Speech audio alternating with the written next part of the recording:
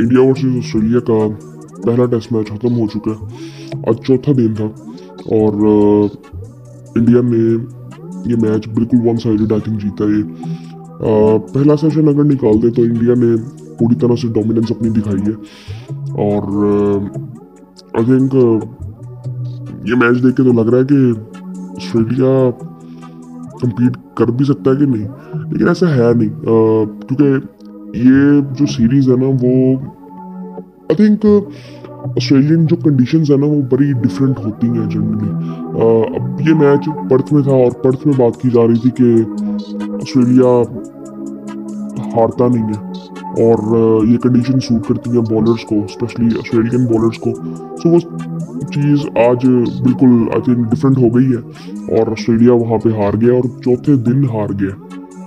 शुरू में तो आज थोड़ा दिन लगा कि शायद कोई रेजिस्टेंस नज़र आए, लेकिन आई थिंक वो सबको पता था कि यार अभी 2 दिन पड़े हुए हैं। सो जिस तरह का माइंडसेट ऑस्ट्रेलिया का है वो 2 दिन मैच खींचना ही बड़ा मुश्किल काम है।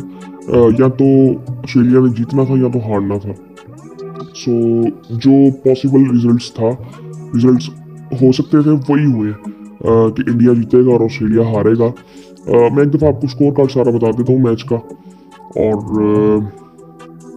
इंडिया ने टॉस जीता और पहले बैटिंग का फैसला किया और ऑस्ट्रेलिया ने उनको 150 पे ऑल आउट कर लिया और वहाँ पे एक ब्रेकिंग न्यूज़ बन गई थी कि इंडिया को लैप्स कर गया। फिर उसके बाद हुआ ऐसे कि अभी पहला सेशन था, दूसरा सेशन हाफ हुआ था और इंडिया ऑल आउट हो गया था। सो अब यहाँ पे लगा था कि बिल्कुल वन साइडेड मैच हो जाएगा और ऑस्ट्रेलिया यहाँ पे बहुत बड़ा टोटल लगा देगा और इंडिया शायद दूसरी इनिंग में उनको बॉलिंग करने की ज़रूरत ही ना पड़े, लेकिन ऐसा हुआ नहीं क्योंकि फिर वहाँ पे फिर बुमराह ने अपना जादू दिखाया और ऑस्ट्रेलिया को तकरीबन 100 पे ऑल आउट कर दिया। सो वहाँ पे भी इन्होंने 50 रन की लीड ले ली और पहली इनिंग की अगर बात करें तो उसके टॉप स्कोरर नीतीश कुमार रेड्डी थे जिन्होंने 41 किया था और 150 पे पूरी टीम आउट थी, जिसमें 4 आउट किए थे हेजलवुड ने, स्टार्क ने 2 आउट किए थे, कमिंस ने 2 आउट किए थे, मार्श ने 2 आउट किए थे। फिर जब ऑस्ट्रेलिया बैटिंग करने आया तो उनके टॉप स्कोरर थे मिचेल स्टार्क जिन्होंने 112 बॉल्स खेली थी और 26 स्कोर किया था। एलेक्स हैरी ने 21 किया था जो कि काफ़ी कंफर्टेबल लग रहे थे तमाम बैट्समैनों में। लेकिन ऑस्ट्रेलियन टीम पूरी 104 पे ऑल आउट हो गई थी। उसमें 5 आउट किए थे बुमराह ने और आई थिंक बिल्कुल अनप्लेएबल हुआ था और मोहम्मद सिराज ने 2 आउट किए थे, 3 आउट किए थे हर्षित राणा ने, जिसने मुझे आई थिंक बड़ा इम्प्रेस किया था क्योंकि इसको मैंने जब पहले देखा था मुझे लगा नहीं था कि ये इंडिया से भी इतनी जल्दी खेल जाएगा और इसने आईपीएल में भी बहुत ज़बरदस्त आई थिंक परफॉर्मेंस दी थी और जो इसका एग्रेशन था मैं उससे बड़ा इम्प्रेस हूँ। और जो इसका एग्रेशन था और ये जनरली पाकिस्तानी बॉलर्स की तरफ से पास्ट में देखने को मिलता था कि जहाँ पे सामने कोई भी हो और वो एग्रेशन देखने को मिलता था। सो आई थिंक एक तरह से ये थोड़ी सी चीज़ अजीब लगती है कि इंडिया में फास्ट बॉलर्स इतने अच्छे आ रहे हैं, लेकिन ये अच्छी बात भी इंडिया के लिए है कि जिसकी वजह से इंडिया, आपने रिसेंट टाइम्स में देखा होगा कि टूर्नामेंट्स में उनकी परफॉर्मेंसेस कैसी हैं। सो उनके जो बॉलर्स हैं वो एक बहुत बड़ी वजह है, स्पेशली बुमराह जिस लेवल का बॉलर उनको मिल गया था और आई थिंक इस वक्त तो आई थिंक उसके मुकाबले का बॉलर कोई भी नहीं है। और फिर इसके साथ इसकी सपोर्ट के लिए शामी था, सिराज पिछले कुछ 1-2 साल में रहा है और भुवनेश्वर कुमार काफ़ी अर्सा रहे हैं इनके साथ। सो वो सपोर्ट में काफ़ी ऐसे बॉलर्स इनको मिलते नहीं हैं। लेकिन बुमराह ने आई थिंक जो उसने किया आई थिंक मुझे नहीं लगता कि अगर इंडियन हिस्ट्री को देखा जाए तो बुमराह जैसा बॉलर इंडिया को मिला है कभी। सो आई थिंक बहुत ज़बरदस्त, मुझे तो बड़ा ज़बरदस्त लगता है। अगर उसको थोड़ा सा देखे भी डीपली तो मैंने इस तरह हम वसीम अकरम को देखते थे कि इतना इंटेलिजेंट बंदा कि जो कि छोटा स्टार्ट लेके छोटा रनअप और हर तरह का बॉल कर रहा है, 150 में भी बॉल कर रहा है और स्विंग भी कर रहा है, सीम भी कर रहा है, सब कुछ आई थिंक बैट्समैन को उसने तंग किया हुआ है। सो ये बुमराह को देखना ये आई थिंक एक अच्छी बात है, लेकिन थोड़ा सा अजीब भी लग रहा था क्योंकि इंडिया की तरफ से ये था। इंडियन हिस्ट्री मैं ऐसा कुछ आता नहीं है कि बॉलर्स इस लेवल के हों। आई थिंक ये इंडिया का बेस्ट बॉलर था एवर। सो आई थिंक इस वक्त तो ऑस्ट्रेलिया जो थी वो बिल्कुल अनप्लेएबल लग रही थी। सो खैर उसके बाद इंडिया ने जब दूसरी बैटिंग शुरू की, अब 50 की लीड इनको मिल गई थी और यहाँ पे भी लग रहा था कि यार कोई इतना वन साइडेड हो नहीं जाएगा, लेकिन इन्होंने वन साइडेड बिल्कुल कर दिया था। जायसवाल ने एज एन ओपनर 161 किया, केएल राहुल ने 77 किया, और केएल राहुल की पहली इनिंग भी हमें जो पहली इनिंग उसने खेली थी उसको भूलना नहीं चाहिए कि वो बड़ी ज़बरदस्त इनिंग थी उसकी। और मुझे जो सबसे ज़्यादा इंप्रेस मतलब जायसवाल का हमें पता है, जायसवाल ने अपनी जगह 161 किया, कोहली का 100 भी था, लेकिन जो केएल राहुल ने शुरू में जो बॉल आई थिंक पुराना करना उसका जो कि आई थिंक हम किसी हद तक कह सकते हैं कि पुजारा का रोल था पिछले टूर पे, और आई थिंक मुझे तो ये जनरली बड़ा पसंद है। लेकिन ये आने वाले टाइम में ना हमें देखना है कि आने वाले जो मैचेस है उसमें क्या होगा, क्योंकि इंडियन टीम में भी अब चेंजेस आप देखेंगे। आइडियली अगर हम बात करें तो जीत के चेंजेस होने नहीं चाहिए, लेकिन इसमें आपने देखा काफ़ी इनएक्सपीरियंस प्लेयर ऐसे खेल रहे थे जो कि मजबूरी की वजह से खेल रहे थे।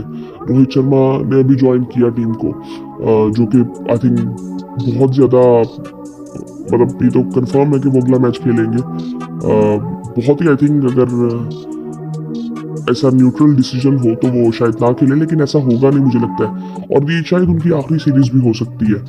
और उसके अलावा शुभमन गिल बाहर बैठे हुए हैं जो कि I think regularly one down खेलते हैं, और फिर उसके साथ आपके अश्विन बाहर बैठे हुए हैं, आपके जडेजा बाहर बैठे हुए हैं। सो आपने उनकी जगह में काफ़ी चेंजेस किए थे जो कि आई थिंक नज़र आ रहा था कि बिल्कुल इनएक्सपीरियंस है, लेकिन रिजल्ट्स बिल्कुल ऑपोजिट आए हैं। खैर दूसरी इनिंग में इंडिया ने बहुत अच्छा टोटल सेट कर दिया था। विराट कोहली का 100 था, केएल राहुल ने 77 किया, पार्टनरशिप आई थिंक बहुत बड़ी हो गई थी। जायसवाल ने 161 किया, और जायसवाल का तो हमें पता है कि वो 100 जब करता है तो फिर वो लंबा 100 करता है और लंबी इनिंग को अपनी लेके चलता है।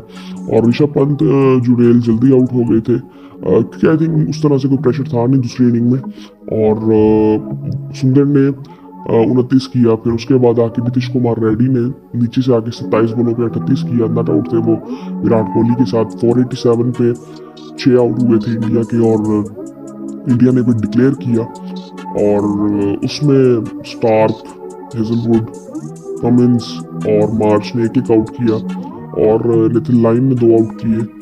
सो आई थिंक फिर जब ऑस्ट्रेलिया बैटिंग के लिए आया, सो नितिन मैक्सवेनी जो कि डेब्यू कर रहे थे इस मैच में, और ये ऑस्ट्रेलिया ए के कैप्टन भी थे, जिन्होंने आई थिंक इनके मैचेस थे इंडिया के साथ, और उसमें ऑस्ट्रेलिया की अच्छी परफॉर्मेंस थी। और उस्मान ख्वाजा के साथ, उस्मान ख्वाजा भी दोनों आई थिंक इनिंग्स में कोई ऐसा परफॉर्म कर नहीं सके, और नेथन मैक्सवेनी भी ऐसा कुछ इम्प्रेस किया नहीं। उनको मैंने पहले कभी देखा भी नहीं, मैंने नाम ही सुना था इनका बस कि वो कैप्टन है। और वन डाउन आए थे पैट कमिंस, और ताकि वो एज ए नाइट वॉचमैन आए थे, लेकिन वो सर्वाइव कर नहीं सके। मार्नस लाबुशेन आई थिंक ये अब थोड़ा सा ना आई थिंक इस मैच में तो ऐसे लग रहा है ना कि बिल्कुल अनप्लेएबल हुए हैं, लेकिन आई थिंक ये जनरली ऐसा होता है कि जब आप हारते हो। और लेकिन इतना मैंने कभी इतना ख़राब खेलते हुए ऑस्ट्रेलिया को देखा नहीं है, मैंने नहीं जनरली देखा कि अगर वो एक जगह कोलैप्स करते हैं तो उनका कमबैक ही बड़ा आई थिंक ज़बरदस्त होता है, लेकिन इस तरह मैंने आई थिंक उस तरह देखा नहीं है। स्मिथ आई थिंक अब आज जिस तरह से स्मिथ आउट हुए, आई थिंक वो जिस तरह से मुझे कई दफ़ा लगता है कि वो ओवर एनालिसिस करते हैं अपनी गेम का, कि जिस तरह से वो खेलते हैं।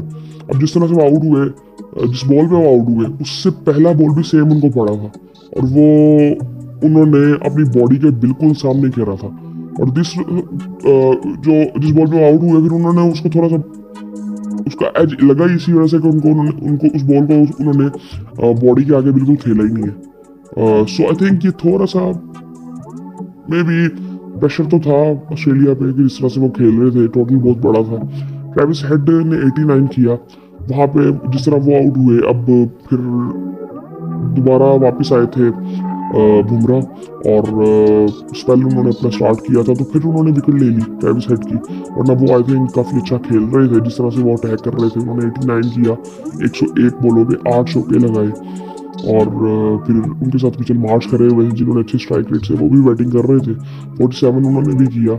एलेक्स कैरी ने 36 किया, जो कि पहली इनिंग में कंफर्टेबल लग रहे थे लेकिन लंबी इनिंग में वो खेल नहीं सके। इनके बारे में भी काफ़ी बातचीत हो रही है कि इनको रिप्लेस किया जाए, और मे बी आई थिंक ये इनकी भी शायद आखिरी सीरीज हो सकती है अगर इनकी तरफ से कोई अच्छी परफॉर्मेंस नहीं आती इस सीरीज में। आई थिंक स्टार्क ने बड़ा किया इसमें, और 35 बॉल इसमें भी उन्होंने खेली, और ओवरऑल ऑस्ट्रेलिया रिंगता रिंगता 238 तक पहुंचा और ऑल आउट हो गया था, और इंडिया बासानी इस मैच को चौथे दिन पे जीत गया। और आई थिंक ये एक्सपेक्टेड ही था ये रिजल्ट। सब ये सोच रहे थे कि यार जिस तरह इंडिया 3 मैचेस हार के आ रहा था, वाइट वॉश किया था न्यूजीलैंड ने, और लग रहा था कि इंडिया बासानी, पहला मैच तो आई थिंक बड़ा मुश्किल था कि जीते, दूसरा भी शायद नहीं। फिर बात की जा रही थी कि 4-1 हो सकती है, 3-2 हो सकती है, लेकिन आई थिंक जो इस तरह इंडिया ने स्टार्ट किया आई थिंक वो बड़ा ज़बरदस्त था ऑस्ट्रेलिया के लिए। अब आई थिंक काफ़ी चीज़ें सोचने वाली तो होंगी। अब देखते हैं। अब दूसरा टेस्ट बहुत अभी दूर है, अभी 10 दिन पड़े हुए हैं, 10 दिन का गैप है पहले और दूसरे टेस्ट का। दूसरा टेस्ट पिंक बॉल टेस्ट है, सो आई थिंक वो बड़ा डिफरेंट होगा। और जो इंडिया की अब कुछ चेंजेस तो होंगी, जिस तरह अब जायसवाल केएल राहुल है। अब केएल राहुल के बारे में मैंने पहले भी बात की है कि इसके साथ ना थोड़ी सी ज्यादती होती है। अब यहाँ पे ये देखिए कि यहाँ पे ओपनर खेला है तो इससे पता चलता है कि अभी टॉप ऑर्डर में खेला था साउथ अफ्रीका के खिलाफ भी, जहाँ पे इसने शो किया था, और वो बड़ी मुझे लगता है कि सबसे जबरदस्त इनिंग मैंने किसी इंडियन की देखी थी इंडिया से बाहर। मैंने नहीं देखी थी, मुझे याद नहीं आता कि मैंने कोई इंडिया से बाहर किसी की ऐसी इनिंग देखी हो। और यहाँ पे भी उसने जो दोनों इनिंग्स में उसने जिस तरह से परफॉर्म किया, जिस तरह से उसने बैटिंग की, आई थिंक मुझे तो बड़ा वो ज़बरदस्त लगा। और मुझे याद है कि जब ये नया नया आया था ना, तो मुझे ना लगा था कि यार ये बंदा ना कोहली को रिप्लेस कर सकता है। मुझे किसी का नहीं ऐसे कभी लगा इंडियन टीम में कोई आया ना कि यार ये बंदा, इवन शुभमन गिल का भी नहीं लगा कि वो भी जिस तरह से खेलता है, मुझे ये नहीं लगा कि वो विराट कोहली को रिप्लेस कर सकता है। लेकिन मुझे केएल राहुल का लगता था कि कोहली जब भी छोड़ेगा तो वो केएल राहुल उसको रिप्लेस कर सकता है। सो उसकी गेम भी बड़ी ज़बरदस्त है, उसकी जो गेम अवेयरनेस है, और इसने हर नंबर पे परफॉर्म किया हुआ है। ये एज एन ओपनर भी आता रहा है, वन डाउन भी, हर नंबर पे आई थिंक खेला होगा, मिडिल ऑर्डर में इतनी देर खेलता रहा, और बड़ा फ्लेक्सिबल ये अपनी तरफ से है। लेकिन वो ज्यादती फिर इसके साथ हो जाती है, और फिर इस पर प्रेशर भी होता है, फिर इसके बारे में बात भी की जाती है कि इसकी जगह नहीं बनती, ये है वो है, फिर ये कीपिंग भी कर लेता है। लेकिन ऋषभ पंत की कई जगहों पर जगह बनती थी तो फिर इसकी नहीं बनती थी। एज एन ओपनर आप देखते थे तो रोहित शर्मा बिल्कुल वो रेगुलरली खेलते हैं क्योंकि वो कैप्टन भी हैं टीम के जायसवाल के साथ, फिर शुभमन गिल भी खेलते थे। तो आई थिंक इसके साथ किसी न किसी हद तक ज्यादती होती थी। बाकी अब ये देखें, अब अगले मैच में अगर रोहित शर्मा वापस आते हैं तो फिर जाहिर ही बात है इनका नंबर ही चेंज होगा। तो फिर वो बात आ जाती है क्या इस तरह परफॉर्म कर सकेंगे वो उस नंबर पे दोबारा। सो ये सारे सवाल आई थिंक इंडिया के लिए भी हैं अभी, और उसमें चेंजेस होंगे। ये देवदत्त पतिकाल जो है शायद ये ना खेले, यही आई थिंक रिप्लेस करेंगे। अब शुभमन गिल किसी जगह पे आते हैं तो ये सारी चीज़ें आई थिंक देखने वाली हैं। नीचे से अगर बात करें तो वॉशिंगटन सुंदर है, अब मे बी आई थिंक वो स्पिनर्स को चेंज किया जाए, आई डोंट नो क्या होता है। और जुड़ेल आई थिंक अब वो प्लेइंग 11 चेंज तो होनी है, नीतीश कुमार रेड्डी है, अगर जडेजा वगैरह खेलती है तो वो भी ये। सो आई थिंक ये हमें देखना पड़ेगा कि क्या होता है। हर्षित राणा, मैंने नहीं सोचा था कि ये इस मैच में डेब्यू भी कर लेगा अपना, वैसे इसने डेब्यू किया था, और टेस्ट में तो मैंने कभी भी नहीं सोचा था कि टेस्ट में ये इतनी जल्दी आ जाएगा इंडियन टीम में। सो आई थिंक ओवरऑल अगर देखें तो उसके बाद जॉश, क्या नाम है इसका, हेजलवुड ने भी पहली इनिंग में अच्छी बॉलिंग की थी। ओवरऑल अगर देखें तो बॉलर्स ने बेहतर ही परफॉर्म किया, लेकिन आई थिंक जो ऑस्ट्रेलियन जो बैटिंग है वो कोलैप्स जो किया ना, वो बड़ा डिफरेंट था। आई थिंक ये जनरली देखने को मिलता नहीं है कि दोनों इनिंग्स में एक ही मैच में वो जल्दी जल्दी कोलैप्स कर रही है। आई थिंक इसका जो मैं चीज़ की बात कर रहा था कि आपको ना जो जिस तरह आपने वार्नर को रिप्लेस किया, अब वार्नर जैसा ही प्लेयर को रिप्लेस कर सकता है। इस तरह मेरा मानना था कि आपको ट्रेविस हेड को एज ए नुक्तर ही खिलाना चाहिए, क्योंकि ऑस्ट्रेलियन टीम को देखा ही इसी तरह से जाता है कि यार ये मैच ना स्टार्ट ही डिफरेंट करते हैं। सो आई थिंक मेरा ये मानना था कि हमेशा से कि ऑस्ट्रेलियंस को ये ऐसा ओपनर चाहिए। मे भी आज मैं मिचेल मार्श को देख रहा था, वो जितना वो भी कंफर्टेबल लग रहा था और ये वाइड बॉल में ओपन भी करता है। सो आई थिंक ये सारी चीज़ें आई थिंक ऑस्ट्रेलिया के लिए भी अब सोचने वाली चीज़ें हैं कि इनको अपनी जो अब मैक्सवेनी है, अब यहाँ पे जनरली देखने को मिलता नहीं है कि ये ऐसे इतनी जल्दी जल्दी चेंजेस करें। अब इसको उन्होंने चांस दी है, इसका मतलब वो रेगुलरली उसको भी खिलाएंगे। अब मुझे पता नहीं वो कैसा प्लेयर है, मैं हो सका तो मैं ना इसकी कुछ इनिंग्स देखूंगा कि ये किस तरह का प्लेयर है, फिर इसके बारे में बात करेंगे।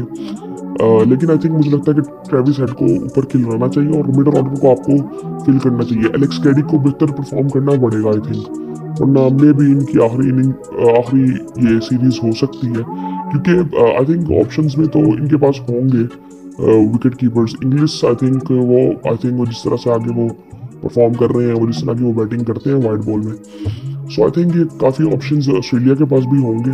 सो कैरी को, मुझे कैरी वैसे पसंद तो है कि जिस तरह से वो कीपिंग करते हैं और जब ये बैटिंग भी करते हैं मुझे बड़े कंफर्टेबल लगते हैं ये किसी भी कंडीशंस में। लेकिन आई थिंक थोड़ा सा इनको भी देखना पड़ेगा कि कंसिस्टेंसी थोड़ी सी लानी पड़ेगी अपनी गेम में। इसी तरह अब ऑस्ट्रेलियन कोलैप्स कर गए, उनका टॉप ऑर्डर है वो बिल्कुल ही कोलैप्स किया आई थिंक। ख्वाजा, अब मैंने शायद ऑस्ट्रेलिया का अभी कब टेस्ट मैच हुआ था आई थिंक लास्ट, वो याद नहीं पड़ रहा कि ये खेले, आई थिंक ये काफ़ी देर बाद खेल रहे हैं। सो आई थिंक अब इंडिया के लिए भी कुछ सवाल है, ऑस्ट्रेलिया के लिए भी कुछ सवाल है। इंडिया के लिए ये है कि उन्होंने अपनी अगले मैच में प्लेइंग 11 बनानी है। अब वो आई थिंक वो चेंजेस जो है वो फोर्सफुली इनको करने पड़ेंगे। आइडियली कोई टीम करती तो नहीं है क्योंकि वो जीते हैं, लेकिन इंडिया के पास शायद उनको फोर्सफुली ये चीज़ें करनी पड़ेंगी। और same for Australia, I think Australia किस तरह की चेंजेस करती है। बॉलिंग में तो मैं कोई इतना खास देख नहीं रहा कि उनके चेंजेस होंगे, बट मुझे शायद ऐसी हो सकता है कि चेंजेस हो सकते हैं, यूँ नहीं हो सकते। बट आई थिंक मुझे जो लगता है कि वो उनको ना ऑस्ट्रेलिया, मुझे लगता है कि सेम टीम के साथ जा सकती है। कोई ऐसी उनकी ऐसे चेंजेस नहीं है। वो असल में हुआ सिर्फ ये है कि उन्होंने परफॉर्म नहीं किया, सो इस वजह से लग रहा है, वरना इंडिया टीम में चेंजेस होने हैं। सो अभी ये सीरीज बहुत लंबी पड़ी है, लेकिन इंडिया का स्टार्ट बहुत ज़बरदस्त हो गया।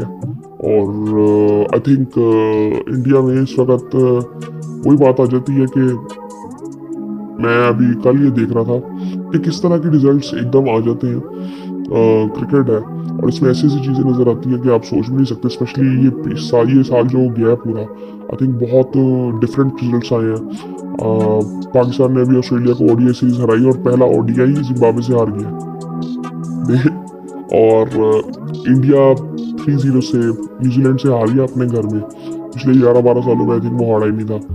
और यहाँ पे आके वो ऑस्ट्रेलिया में पहला टेस्ट मैच बिल्कुल वन साइडेड जीत गया। सो ये सारी चीज़ें आई थिंक हो रही हैं और आई थिंक इसीलिए क्रिकेट इंटरेस्टिंग भी हो रही है, पैसा इन्वॉल्व ज़्यादा से ज़्यादा हो रहा है।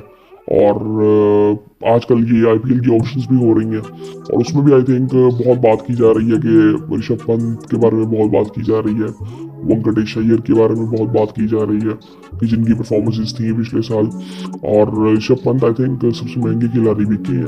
देखेंगे उस पर अगर कोई इतनी क्या कहते हैं, मुझे कोई ये बेसिक अपडेट्स ही मिल रही थी कि ऋषभ पंत सबसे महंगे खिलाड़ी हैं, 27 करोड़ में आई थिंक बिके हैं ये। और